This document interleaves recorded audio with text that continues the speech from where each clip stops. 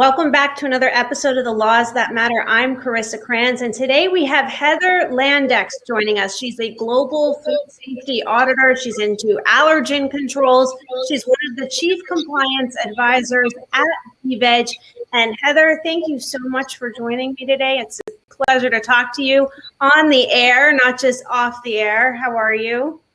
I'm great, thank you, considering COVID, right? Yeah, so, thank you for having me. There's so much to talk about with you. You have such an extraordinary background. I mean, not only are you a food safety auditor that's traveled the globe, you're into traceability, allergen controls, but you're also vegan. So it's amazing to speak to someone that can take the vegan claim and the vegan awareness and put it in the paradigm of allergen controls and food safety. And what does all that mean? Well, one of the risks identified in the UK where I'm trained is that a lot of vegan foods are actually a risk for people with allergies, food allergies such as milk and egg, which are the most common allergies and the biggest killers. And it just seems like the vegan community or vegan manufacturers or non-vegan businesses that have a vegan option don't consider these allergy sufferers, because there seems to be a very big grey area about the difference between free from, may contain, and traces of animal products in vegan products. Right. And I found it all quite shocking when I discovered this a few years ago. I think we all find it shocking. And I think you and I have had many conversations off the air saying how this is a campaign for education, how the consumer needs to be educated, how the vegan consumer needs to be educated, how the supply chain needs to be educated. So where's the gap in education? What is it that people don't understand? Well, I think, first of all, the consumer doesn't understand that there's a difference. So they might see a vegan logo on the front of a packet and never turn over and look that it actually may contain egg and milk, or it contains traces of animal products. Yeah, and that's very confusing to the vegan consumer. How can you have a vegan claim that says certified vegan or vegan, and then also on the exact same label have may contain or traces of an animal allergen that could cause someone to go into anaphylactic shock and die? Forget about the liability side of things. What about the integrity side of things? How can you have a vegan claim that's tainted like that? It's because the legislation around allergens is very absolute. It's either free from, and then that comes at a premium, and they have to test products to prove that there's zero traces, absolutely zero trace, no chance, 0 in a million. But often what happens in factory settings is there is other animal products maybe produced on the same line or produced in the same factory. And when it comes to restaurants, produced in the same kitchen. And this level of contamination, there's no legal guidelines as to how much contamination is illegal. Mm-hmm. So in the cases of some of the big fast food companies, it's not just may contain or traces, it's completely contaminated and saturated in animal fats. And I just can't get my head around how you could call it either vegan or plant-based. And it's just generally because people don't have this awareness. They don't know how many vegans and allergy sufferers there are. But that's the first level of awareness that maybe the businesses don't have. But allergy sufferers and vegans sort of disregard the may contains because it's on everything. Everything may contain. And there's no guidelines on the packaging or in the restaurant or wherever you are eating food, in any food service place. There's no guidelines to say, is that a very remote chance it might contain? Or does it actually definitely contain? Mm-hmm. Or is it just because the person putting the may contain on there doesn't understand? Right. And I think as a lawyer, a lot of that comes from wanting to shirk liability. They will have the may contain label there because they don't want to assume the risk of the absolute vegan claim. But I think what people need to understand is that vegan claims should be very similar to a gluten-free claim, right? A gluten-free product could be made in a shared facility or on a shared assembly line or in a shared kitchen. But the reality is they can still claim gluten-free on the product because of the factory controls and what's going on behind the scenes beyond the ingredient sourcing and traceability to ensure there's no residue of gluten to make the gluten-free claim. So how do we do that with vegan so it's free from, where companies feel secure in placing the vegan certified claim and not tainting the claim with also may contain or traces of, which is misleading to the consumer. How can the consumer even know if it's truly vegan?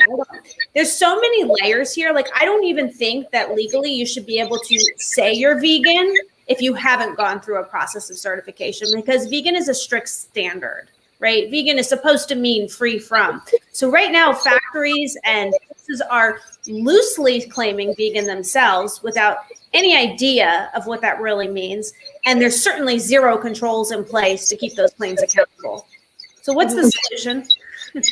I think the problem is that they put may contain on there because, for example, other vegan brands or even a manufacturer can put vegan on there. There is no legal definition of what a vegan claim is. There's nowhere where it's required in food safety, because it's a choice, not a health hazard. That's basically how it's seen in the food safety standards.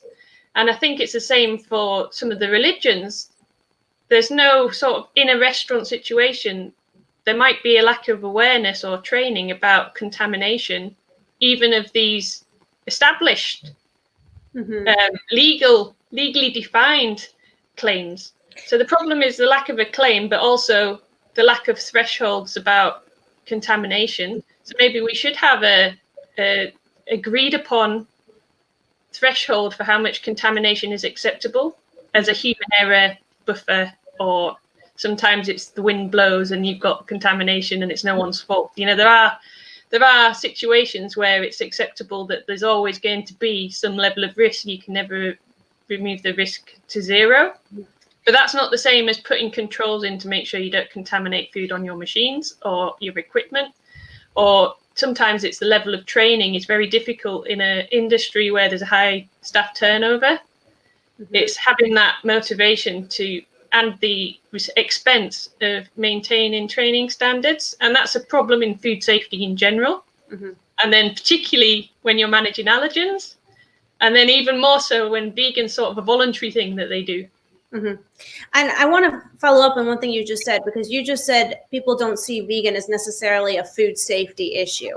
And I think that's where the education is needed, because the Beveg vegan standard, which is ISO accredited by the National Accreditation Center, is a standard that was built up to Global Food Safety Initiative thresholds.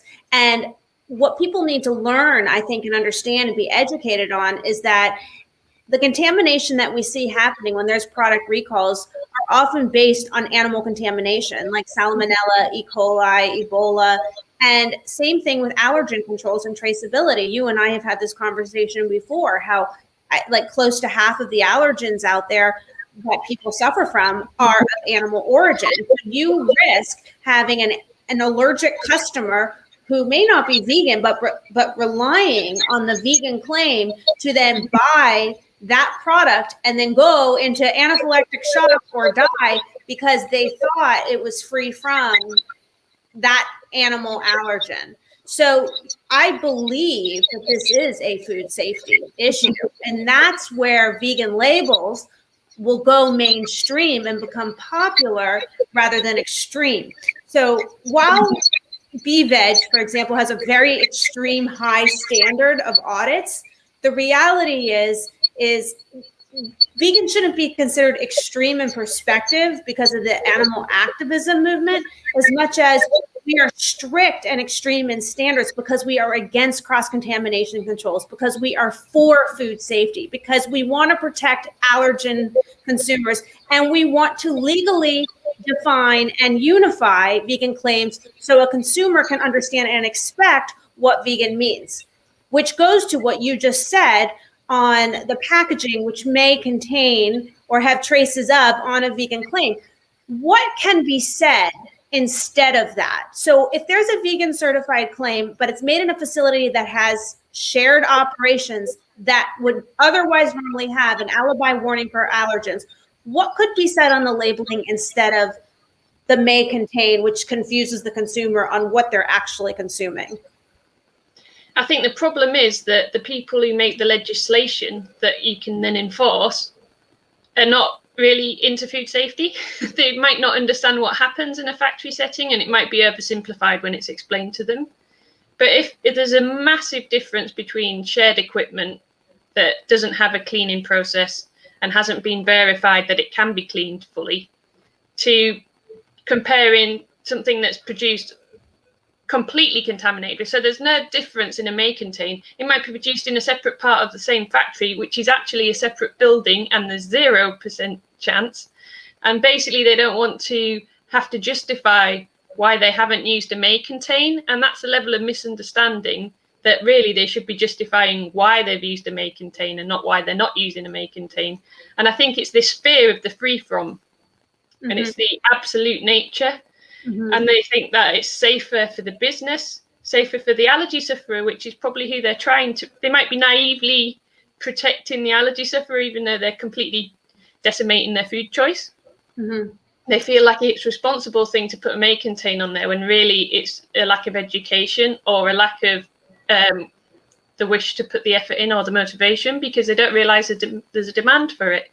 And similarly, we're talking about educating the consumer about the quality of a free from vegan, so a free from animal products vegan claim, because you can then spread the vegan word by having allergy sufferers are happy, people who want to avoid animal products for religion are happy. So actually there's a commercial viability in having a vegan claim on there that is how the customer or the consumer expects that it's free from, because it's an assumption.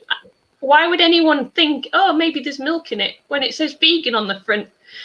Even if it says plant-based on the front, it's the same assumption. It's what the consumer expects, and that should be legally protected, that you shouldn't have to read the ingredients and these warning signs on the back in very small print when you're just expecting it to be vegan like it says so. And that's why there are consumer protection laws in place, which are supposed to protect against fraudulent claims and misleading claims. But right now, the way the law stands is veganism is not even contemplated in global consumer protection laws. This is a global problem. So that's I also feel like maybe vegans don't expect it because it's never been provided before. Like they've always been denied access, and now it's becoming more mainstream to have vegan options in restaurants, or have, you know, a multicultural society, have people who believe different things mixed together. And maybe it was a bit more monoculture before, and now it's a bit more global. There's more value in, for example, a restaurant or a hotel having a vegan option available, because it'll serve all the people who are avoiding milk or eggs, which can be for any reason. Yeah, no, it's definitely it's time to go mainstream for many reasons beyond the animals. I think we've established that. Many reasons beyond the animals: global food safety, allergen controls, religious reasons, commercial viability, no contamination with salmonella, Ebola, E. coli. But so what can be put on the labels if an allergen alibi warning is saying by law this has to be on the label? Do they still have to say may contain or traces of, or can they qualify it and say made in the same facility but on separate equipment? Something that gives the consumer insight into what that may contain means, so they're not in the dark of what they're really consuming if they're trying to support a supply chain that is against exploitation of animals and cross-contamination.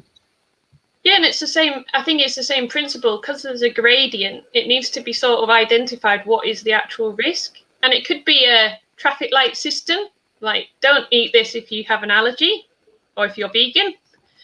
Or it could be there's an extreme remote chance that these products have come into contact with dust from another side of the factory. That 1 in several million chance I might be willing to accept as a good enough quality. But a 1 in 10 chance that I'm consuming milk would upset me and violate my human rights, or feel like I've been tricked. It's a simple sort of feel. I feel like I've been tricked by something that wasn't of the quality I expected. This is where I think a lot of the consumers need education, because we are buying products that are claiming to be vegan. There's online marketplaces that are claiming to only carry vegan products. There's vegan sections in stores right now, but let's get real for a second. You can't have a kosher grocery store or kosher aisles and kosher products without kosher certification, kosher factory checks, kosher auditors going in and making sure with certainty that that's true. But that is not the case for vegan. And that is why the consumer needs to start stepping up and demanding that these audits happen, because these audits in the factory, not just like what other vegan trademarks do, which is just looking at the paperwork and saying, oh yeah, that ingredient looks vegan, check, and use our logo. What needs they only look at the ingredients, exactly. They're just looking at the ingredients, and it's a paperwork process. So you, as an auditor with how many years experience doing this? I've worked in food safety 10 years and the hospitality and restaurant industry all of my working life. And in how many countries? Like 8? 8 countries, yeah. So you know more than anyone what it's like to walk into these facilities and to see the complete disregard for vegan integrity, and yet products coming out of these facilities are being served to the consumer direct or on grocery store shelves claiming to be vegan when the factory has no idea how to maintain vegan integrity, and there's zero controls in place. And the HACCP plans, which are food safety quality management system plans, for those who don't know, aren't even contemplating vegan controls. I almost said Beveg controls because Beveg is going in and doing this. But people need to understand that, because it's the consumer that's going to drive the demand to force the supply chain to keep the supply chain accountable to vegan integrity. And if you are in this for the animals, this is a sort of activism, because you're voting with your dollar. And if you are voting with your dollar and saying, yes, I believe in food safety, and yes, I believe in allergen controls, guess what? We're saving a lot of animals too, because and you're probably saving allergy sufferers discomfort or even their lives as well, so that they can be included in society, because then they'll have accessibility to more foods that don't put the liability on them when they say may contain. So when you say that, because you've been doing allergen audits for a long time, right? But not vegan audits necessarily. I had a scary incident where I thought I had anaphylaxis, and that's when I decided to get obsessed with the allergen aspect of food safety. So you have an allergen? So it was about 2 years ago, I had a trip in an ambulance where I had all the symptoms of anaphylaxis, but it was just an extreme allergy, severe allergy. And at the time we thought it was milk. Oh. So I spent several weeks between doctor's appointments, and it actually takes a very long time to get diagnosed, thinking that I was allergic to milk. And I couldn't eat because there wasn't anything available to me. Even in the supermarket, you can't you can't have a good diet from the free-from section. And how long have you been vegan? I've been vegan for 2 years. So that I'm relatively new. I'd call myself a new vegan because I still remember what it's like to be vegetarian, and I still remember how it is to eat meat and be easily served. And I think that puts me in the mainstream still. I still work with the usual restaurants, and I can see this opportunity for them, that if 20% or more of the population avoid milk, why wouldn't you have a clean vegan option? Why wouldn't you have a guaranteed this is right for so many people, ethically or for choice or for allergies, how I describe it, because a lot of restaurants will ask you if it's an allergy or is it a choice, and does it matter? It matters. It matters to the restaurant because they take more care when it's an allergy. Liability. And they probably don't take much care when it's vegan. They don't want to be sued. So if they're told that it's an allergen in the kitchen, they better be careful, because they're on notice now, and there better not be contamination, because if that person gets sick, they're going to have to sue. Another element as well is that there's no requirement to say if it's beef or pork or any of these animal products that are not allergens. There's no requirement for that. So if you say vegan, you're actually saying it's free from beef, pork, and all the things that matter to people with certain religious diets. But also, why is that not required on a label? So you've been vegetarian for how long before vegan? Well, I married a vegetarian. That's how easy it was to become vegetarian. He's a lifelong vegetarian. And I think I've been trying to be vegetarian most of my life, from the teenage years when you sort of start taking control of your own decisions. And I basically have been on the continuum of being more and more and more and more vegan for about 7 years. Okay.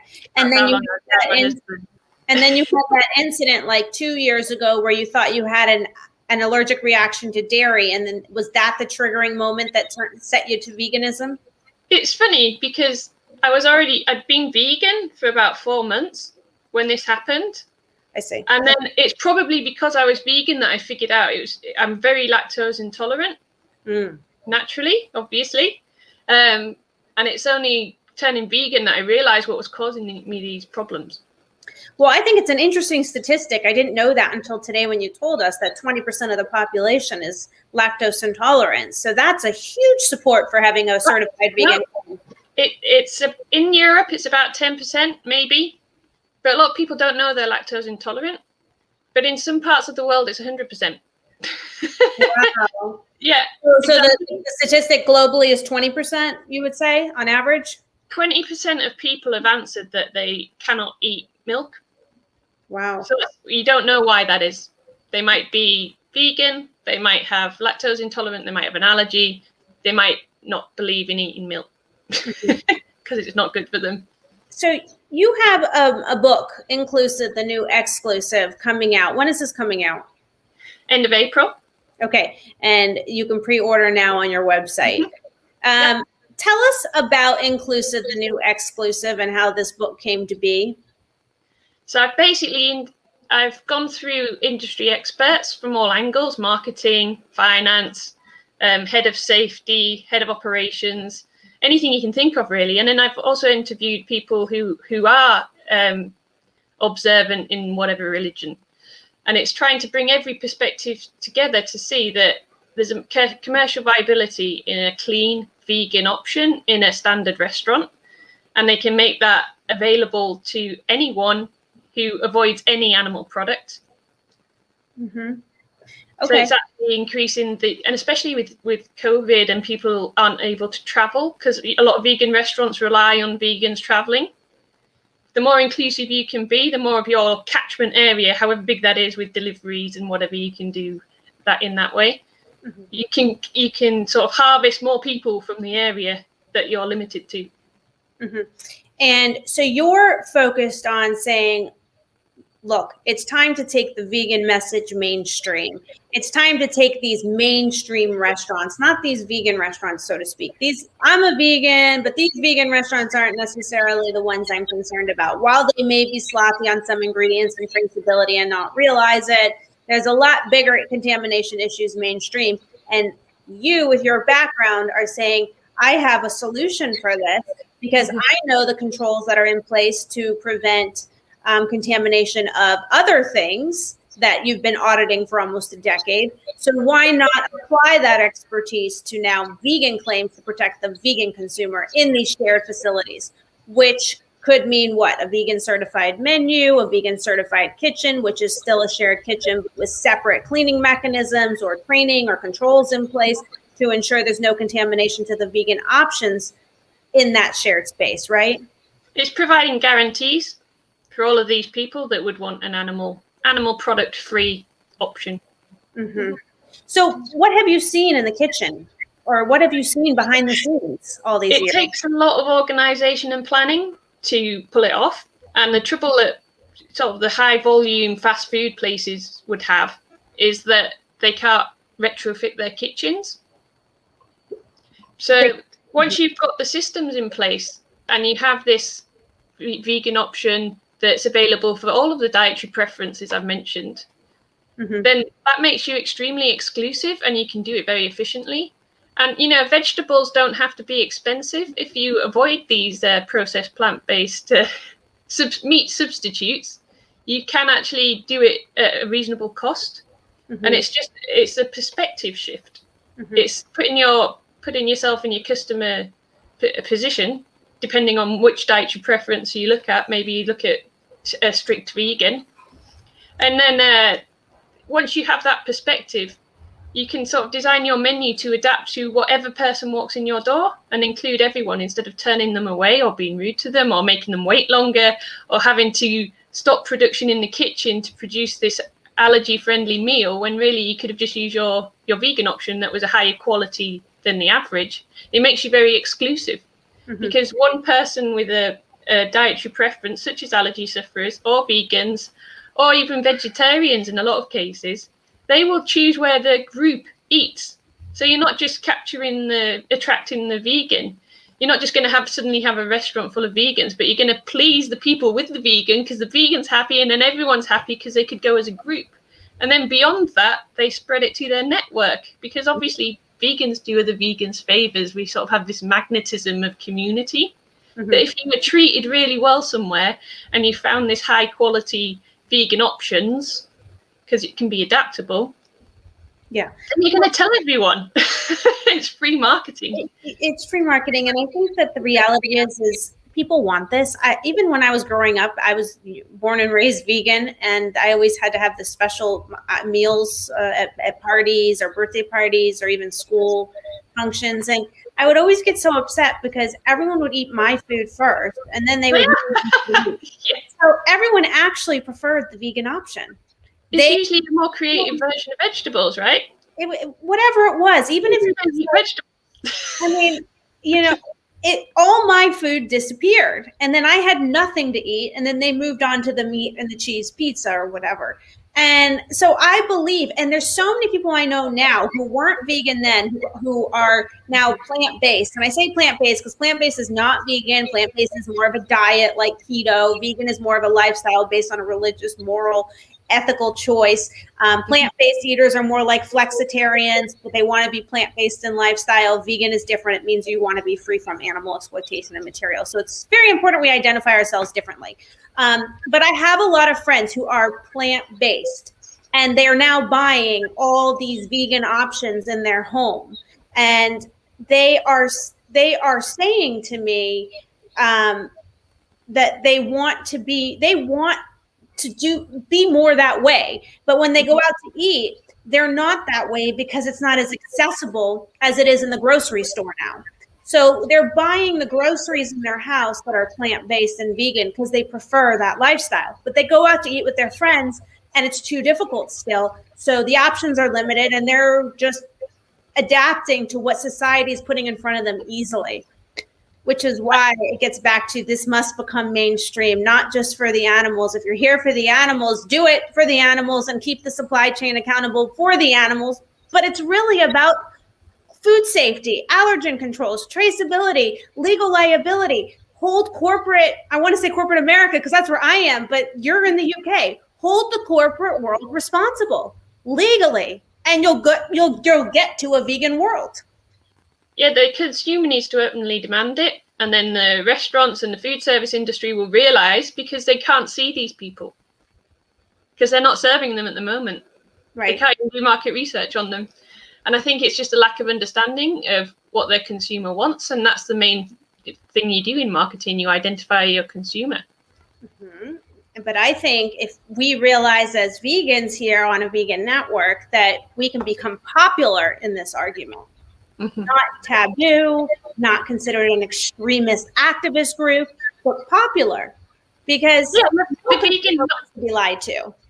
A quality vegan option serves a lot of people. For whatever reason, whatever their food choice, you can't read their mind why they're eating this. They might even be a closet vegan because it's quite antisocial to be a vegan, because it's not the mainstream. Right. I was a closet vegan. I was made fun of my whole life for choosing my vegan options. And I got tired of everybody telling me, well, don't you think that carrot has feelings, or how do you get your protein? I mean, there was a point where I was like, oh my God, just let me eat my meal, please. And I don't want to be on the witness stand. So yes, that's something you might not be aware of because you've been vegan so long, is that a lot of people don't realize how much of their food contains animal. Right. And for example, beers and wines, people don't realize that that's not vegan. And that for most people is what do you mean my wine's not vegan? And you're like, it involves fish. Yeah, fish splatter. And you know what, Heather? That's how Beveg started for me. I was having a tofu burrito with my friend in a small little place in Jupiter, Florida, and I ordered a beer. And she goes, your beer may have fish bladder in it, isinglass. And I go, what? I'm like, no, I'm a vegan. Come on. No, there's no animal products in wine and beer. It's grapes. And I Googled it. And then that's when my lawyer hat went on and all the wheels started turning. And I started to read about all the deficiencies in the legal protections for labeling laws for vegan, how like if you have less than 0.5 grams of something per serving, you can round down to 0 and claim it's sugar-free, alcohol-free, gluten-free, whatever. I mean, that's a lot that can add up in a bag of chips or a bag of something per serving. Same thing with disclosure of ingredients. If it's considered incidental, which is contamination at a facility, doesn't have to be disclosed. If it's considered, quote, insignificant, which who gets to determine what's considered an insignificant amount?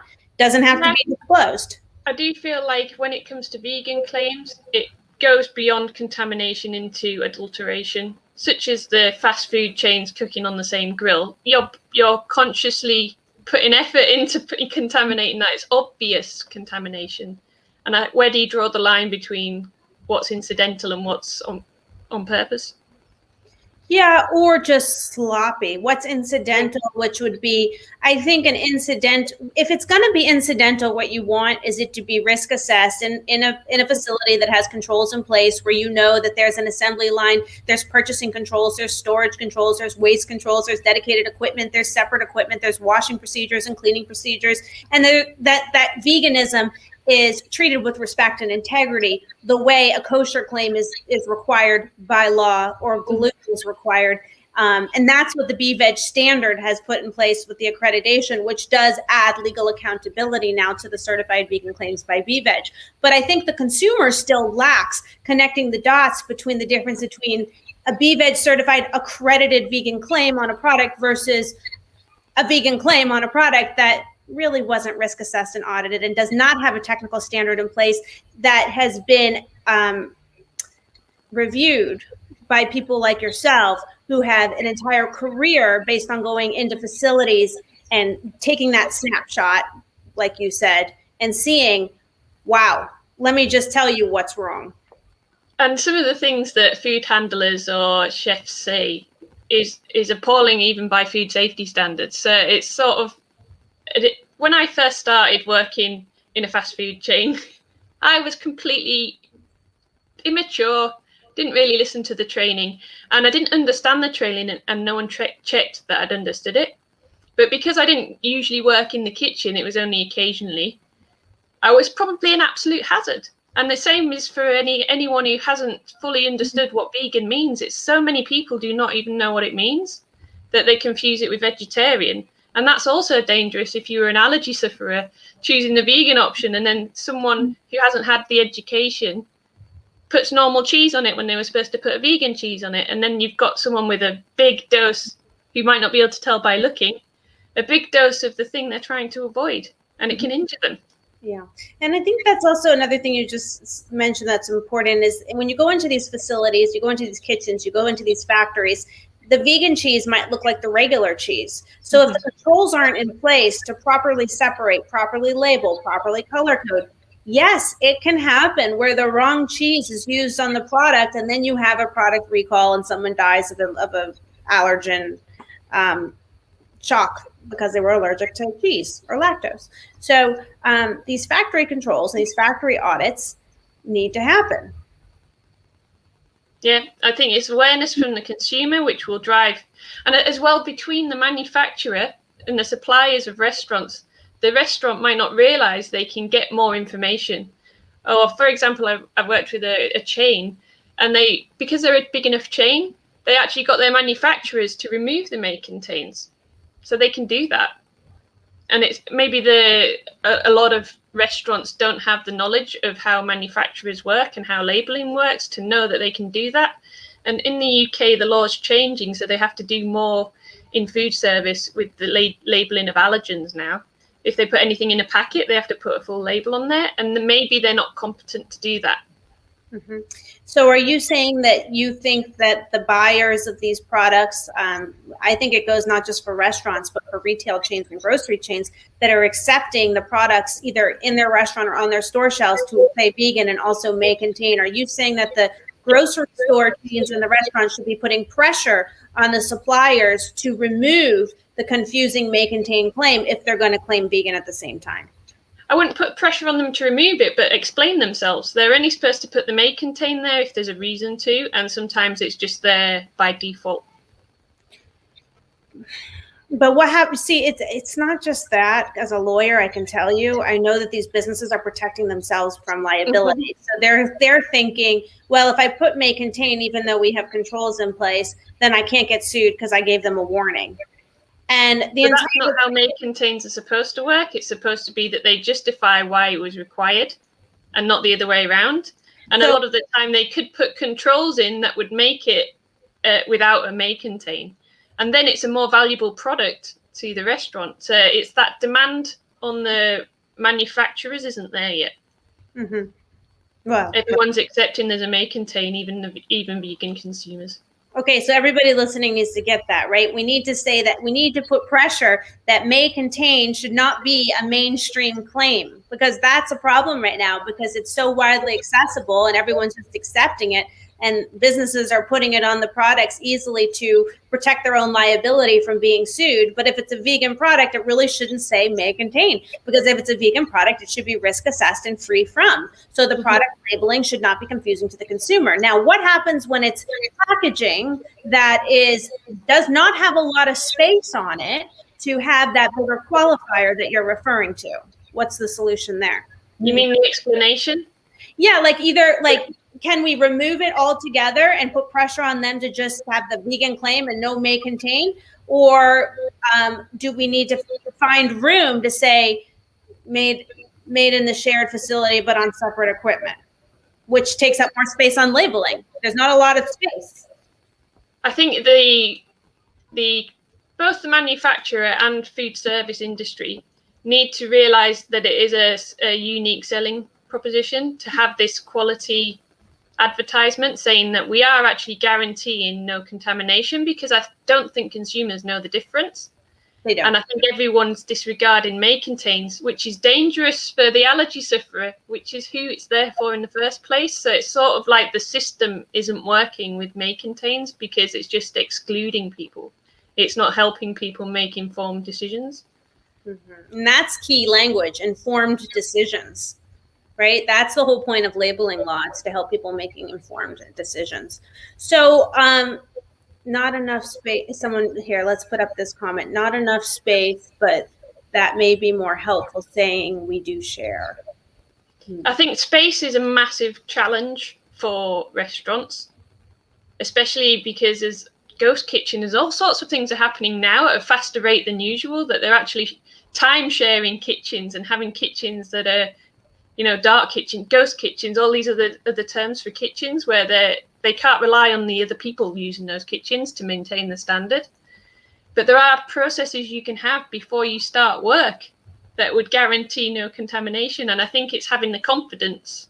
So if you have enough knowledge, you have the confidence, then you can show off what you're doing, and then you become exclusive and prestigious and in demand. And that's what's not happening because everyone's a bit nervous about may contains.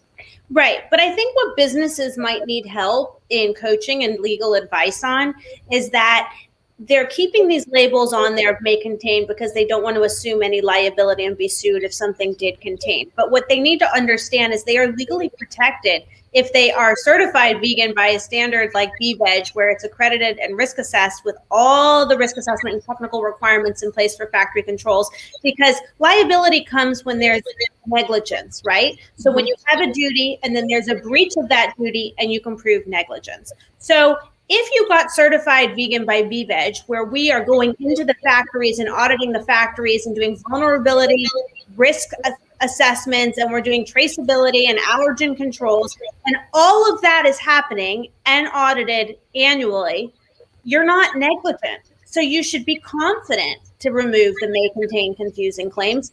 Because the reality is if someone dies because of your product that said vegan and may contain, you're still going to be sued because you still said you're vegan. So exactly, yeah. It's not protecting you legally. It's just making the claims wishy-washy, and it's misleading to the informed consumer. Yeah, it's an attempt to put the liability on the allergy sufferer. And then the allergy sufferer doesn't sue because they think they've accepted some liability, which it was unfair to give them, because what do they know about what happened in the manufacturer or the restaurant kitchen? They are completely separate.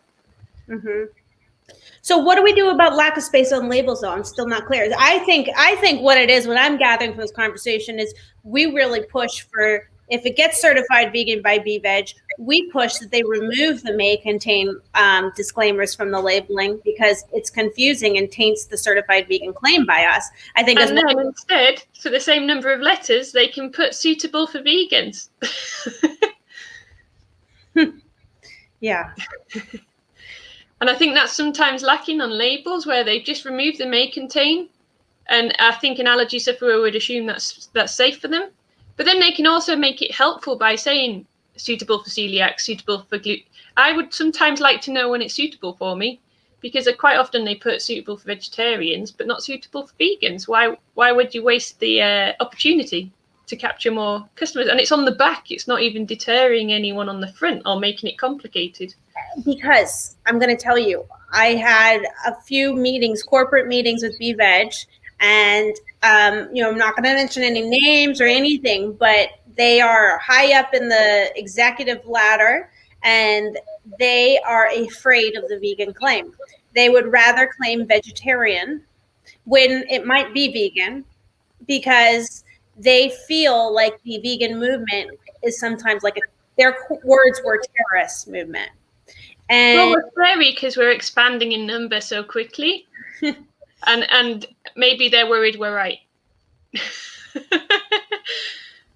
I think that we need to approach this with a sense of commercial viability and find the activism in our legal standing of food safety, traceability, allergen controls, and helping the businesses avoid lawsuits and product recalls, which are expensive because they've taken risk seriously and they're not having fraudulent, misleading claims, and they are allowing for the consumer to be informed, which, as you said, could be 20% of the population on lactose, for example.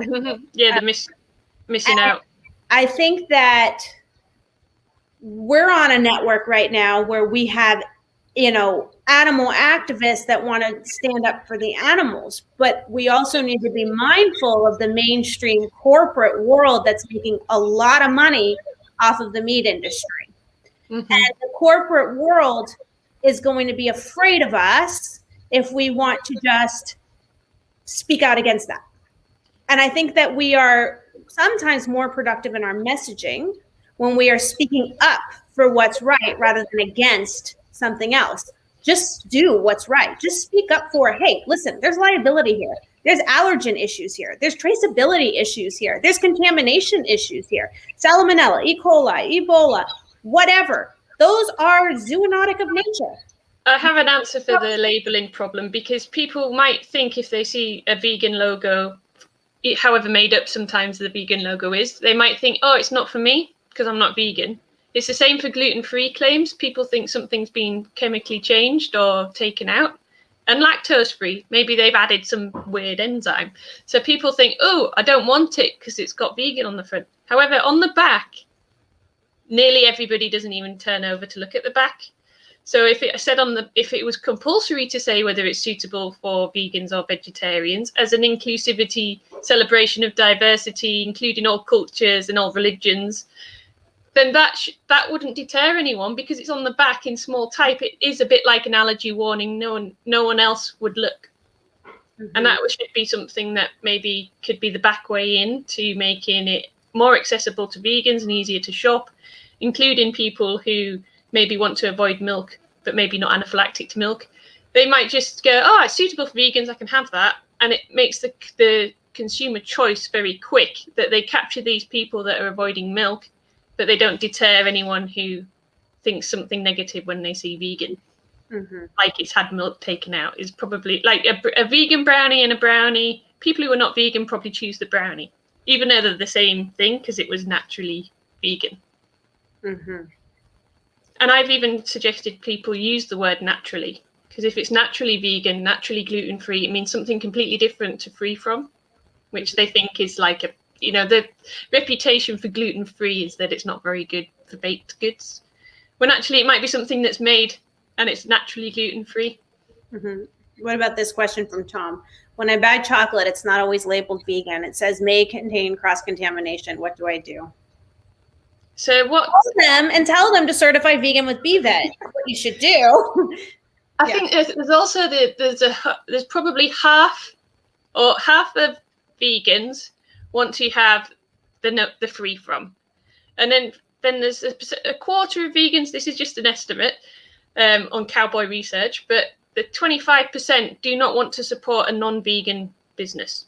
So they wouldn't, even if it had vegan on there, they wouldn't support it because they don't want to support the company. And then 25% don't care about cross-contamination because it doesn't increase the demand for animal products. It's just an accident that they've accepted that that's the standard they should accept. So depending where you are on that continuum, you can buy the chocolate and assume that you haven't increased the demand for animal products, or you can expect better quality and buy a different brand that does say.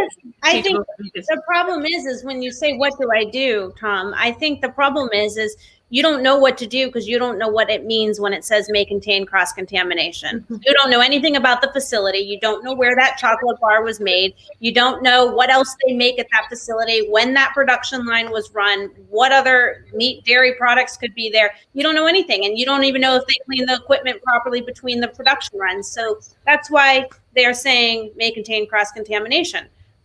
Or it could be made in a separate building, like Heather said, and they're just trying to protect themselves legally and making it the consumer's choice to assume possible contamination.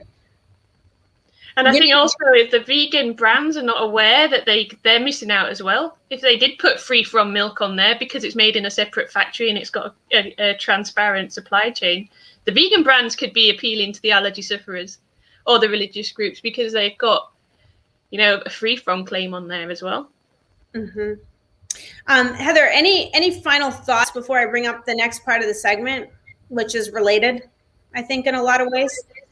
I think there's one thing to remember is that a lot of people have the best intentions with these may contains, and it is annoying for the people who are excluded by them, or the people that it's unclear and they can't make a decision, like the previous question.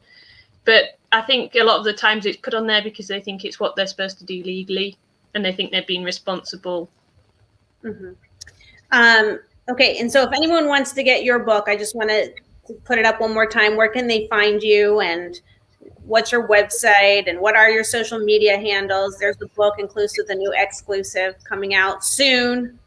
So the book's available at book.heatherlandex.com, which I think is quite self-explanatory. But I'm really enjoying LinkedIn and connecting with people on there. If you want to look me up, I'm the only Heather Landex. Are you really? Nice. That's amazing.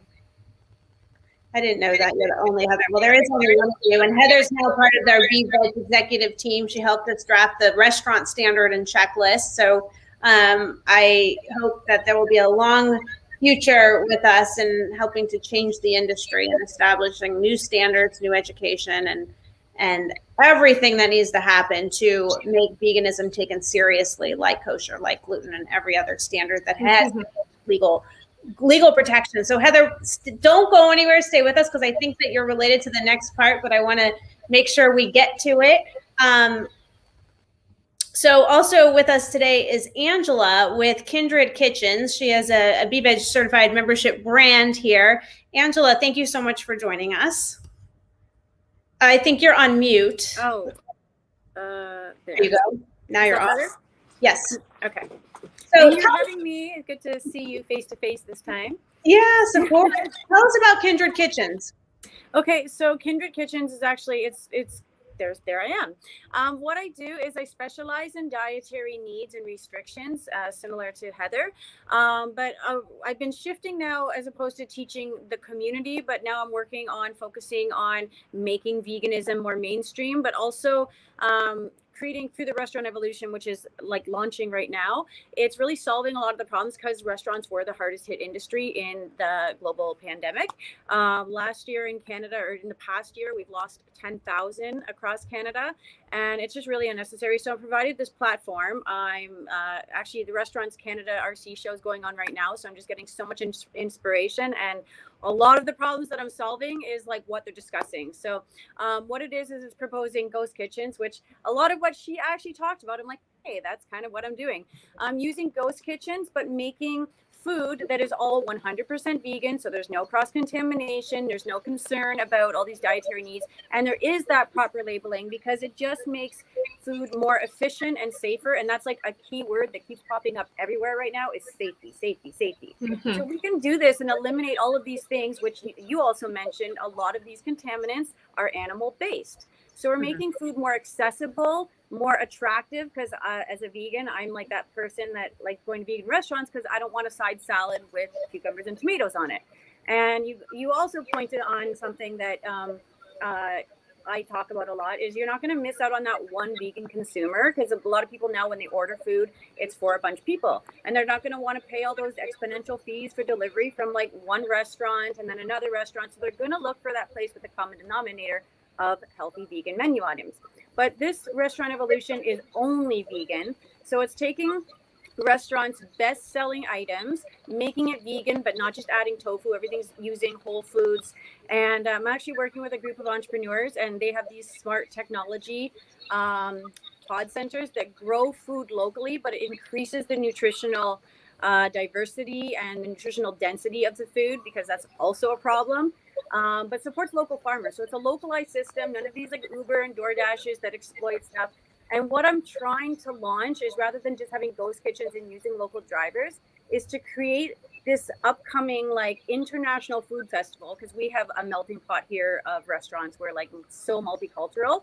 And that's one of the things that we're known for is our amazing diverse food selection here in Toronto. But you don't get that experience through takeout and delivery. So creating that and having all of these menus, but everything's, safe, and also working with people that reduce impact on packaging, and having the shared kitchens also reduces food waste. And then there's another guy who deals with food waste to increase the yield. It just like solves so many problems. So it's launching now. I've been working on this concept forever and just like partnering up with the right people. And now I'm in the restaurant show and I'm just like, I have the solution for all of these things. So basically what it does is it puts immunity on the menu through healthy, plant-based, safe foods, reduces impact and increases the sales and potential revenue for restaurants that have that little niche of local restaurants, but putting it out into the whole GTA. And so I want to start it here, but this obviously needs to go like everywhere, mainstream.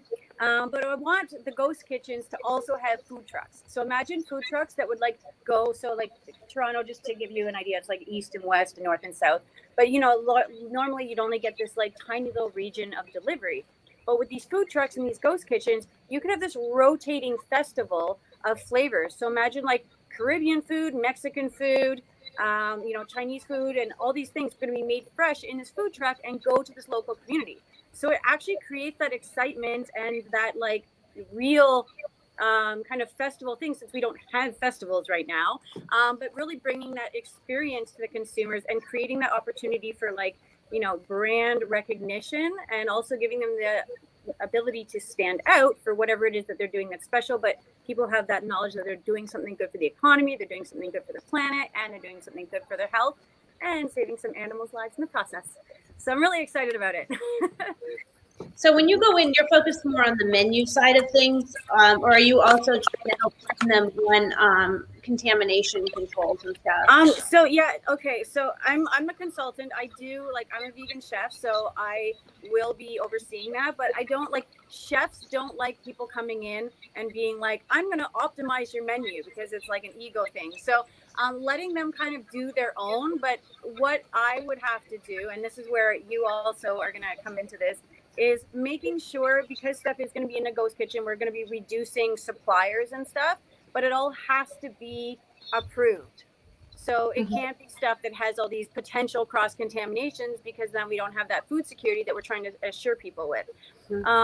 But we're letting people do it. But then if they want as an extra service, like we can create a custom dish, but giving them the opportunity to do it themselves, but it all has to be approved. And also, you know, in this, like, there's no styrofoam. We're trying to reduce single-use plastics. And I'm also a consultant on behalf of Oceanic Global, and they have their own kind of initiative and like badge system. So getting people on this system where they're automatically in this group bulk buying platform to reduce the cost of these takeout containers. So everything's shared cost too. There's just like literally so many benefits to getting people to work together. For this common goal. Which is why I'm like so glad that you approached me about a year ago regarding this, because I think now that our restaurant standard and checklist is really ready to go, and Heather helped build our global training program for restaurants, this is something that you could be bringing into your kitchens when you're introducing menus, making sure that the restaurant staff and chefs go through the cross-contamination control training so they have the procedures in place to, I hear feedback. We want them to, yeah, do you hear that? Yeah, maybe there. I muted her mic. It was. I'll bring you back on. No, it was affecting my train of thought. So anyway, but I think what's important with what you're doing is you're going in there. You're the passionate chef. You're the one that wants to give options to people. Heather's the auditor who knows what to do. Helped us build the training program. And we're the standard that has the accreditation, and there's great synergy here. And I love when this happens on our show, because it's always a coincidence when we have the guest of the day, the main guest, and the Beveg certified member brand of the day. And there's just always such great synergy. I can't explain how it happens, except that it's universal support. These are the laws that matter, and we live in a law-based universe, and I believe in all that spiritual law stuff. So, but in this case, I mean, this happens all the time. I had the Beveg certified Unity Vibration Kombucha on when I had Dr. Rao and the Unity Convergence Conference featured that day. It happens all the time where I have like, oh, wow, that's the perfect brand of the day for that featured guest. And I think there's amazing synergy here, and there's a reason this happened today, and that the conversation needs to go further with all of us off the air after the show as well. And because I think what you guys are focused in as your life cause is aligned and attacking the industry at different levels. And all three of us are saying it's time to go mainstream. We want to support our vegan restaurants, and we want to support our vegan-only brands, but we need to affect change globally, and that means infiltrating. Okay, being a part of the rest of the world and educating them. So when you go out to eat, don't be embarrassed by saying, I want the vegan option, and can you ask the chef this, that, and the other thing? You know, if the dressing has egg in it, and does the bread have egg in it, and can you ask about this? And be annoying. Be annoying, because you create the buzz, and then they're going to be annoyed with answering the questions, and then soon they're going to have it on the menu for you, and they're going to label it for you the way you want it, and you're going to be able to order easily. And not only will you want it, like Heather said, 20% of the population is probably going to want it too, because they have an allergen that they don't want to suffer from.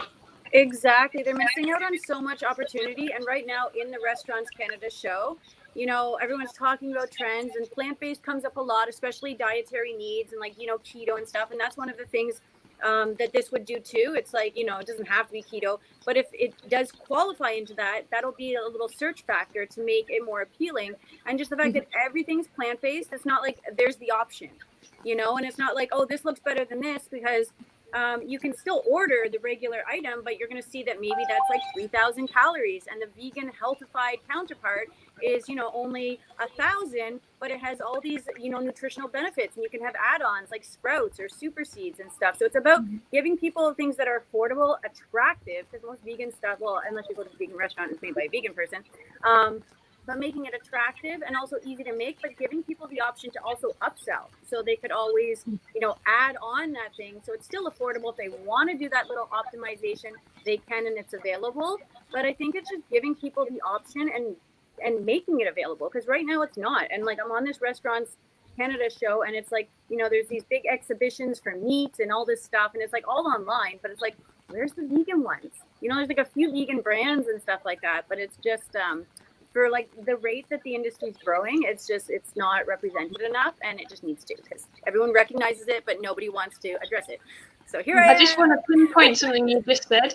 you just said something about being searchable. And I think that's something that vegan restaurants might be missing out on, because they're not marketing themselves as milk friendly, free from milk, free from all of these things. And the people that are avoiding milk might not necessarily think, oh, there's a vegan cafe, there's a vegan restaurant. They might not think to go there and be safe and included and treated like every other guest.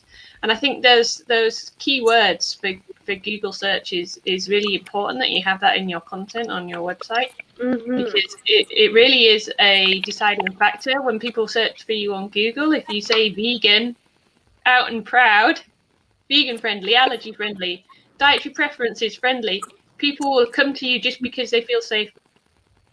Yes. So, and another thing that I'm implementing into this is also a rating program, because you know how they have like the Michelin awards, and ironically that came from Michelin tires. Like, who would have actually thought that is like the rating system? It came from a tire brand. But having something to kind of change the perspectives and value systems of these restaurants as we make this shift. So that's what Oceanic Global has. They have like the rating system, like this one's zero waste, you know, and having a little badge system. So as these people progress, and we do it in like quarterly kind of like audits, you can assess their progress, but also gives the consumer that ability to measure their own progress, as to like, oh wow, you've reduced this many styrofoam things by eating through this system, or you've reduced this much waste, or saved this many animals' lives. So giving people this kind of traceability themselves, you know. And it's like an awards, it's like gamification, which like nobody's accountable for how much damage we're doing through our consumption. Nobody knows. Is it the producer's fault? Is it the consumer's fault? And so this actually kind of creates that by giving it like a rating and also an award system, and also encourages and incentivizes people to give feedback. So whether it's good feedback or bad feedback, it allows people to be like, okay, well, maybe this menu item isn't working, or it's not profitable and it doesn't receive very good reviews. So it's really about optimization at like every single level. Like, how can we be reducing our impact? How can we be reducing our animal consumption? How can we be improving and boosting immunity during a health pandemic, rather than, you know, supporting McDonald's? I have an extra one for you about sustainability, because if a restaurant takes beef off the menu, they're actually reducing their carbon footprint by 70%. If you base it on the average menu, there are calculators you can do that you can make a claim about sustainability or climate impact. Just because you've switched in a few plant-based, you don't even have to call it vegan, but you've switched in a few environmentally friendly, non-animal products, then you can suddenly say, oh, we're at 20%. We've improved our menu. We're 20% more eco-friendly.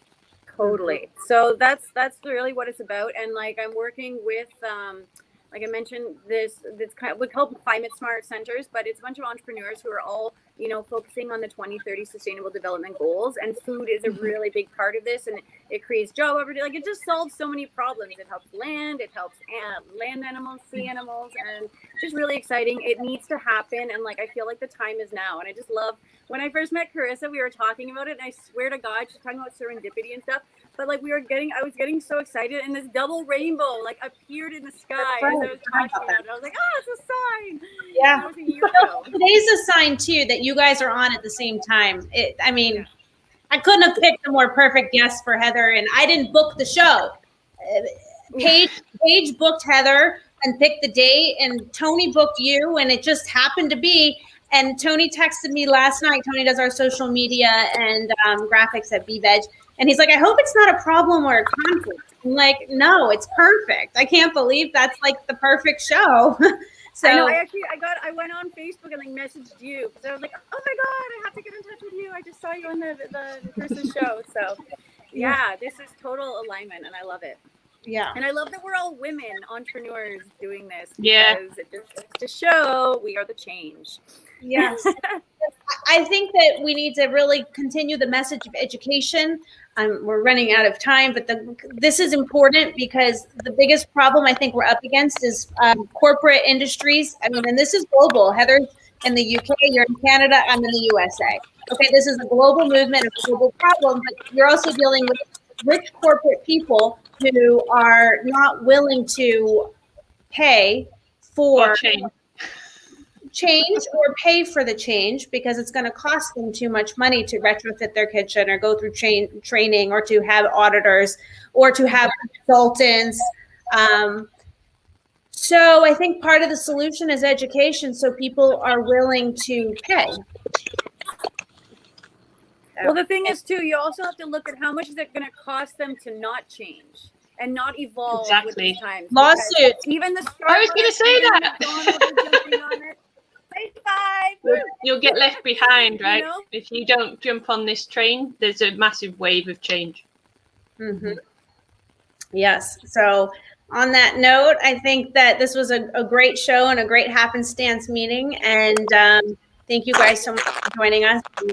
For everyone else, we'll be back here on the Laws That Matter next week, same time, same place on Dana and Tim News Network and on the Laws That Matter. I'm Carissa Kranz, and it's every Wednesday live, 9 a.m. Standard Time, noon Eastern.